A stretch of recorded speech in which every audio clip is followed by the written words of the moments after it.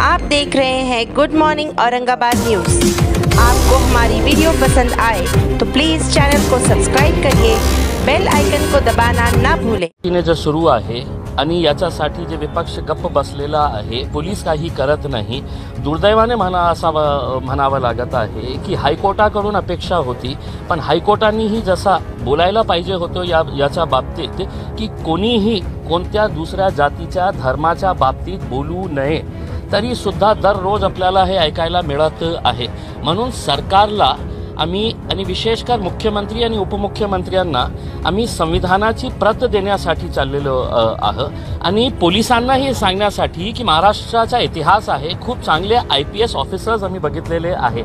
आज अशी राजनीतीमुळे का परिस्थिती झालेली आहे की एका प्रकरणामध्ये 60 FIRs रजिस्टर होऊन सुद्धा त्या रामगिरीवर कारवाई होत नाही। म्हणजे याचा अर्थ हे आहे, हे सगळं जे चाललेलं आहे ते सरकारच्या आशीर्वादाने चाललेलं आहे, त्यांच्या म्हणण्यानुसार चाललेलं आहे। म्हणून आज आम्ही मुंबईकडे चाललेलो आहोत, शांतिपूर्ण तरीकेने आम्ही चाललेलो आहे। लोकशाहीने जे आम्हाला अधिकार दिलेला आहे त्याचा वापर करून आम्ही हे केलेलं आहे आणि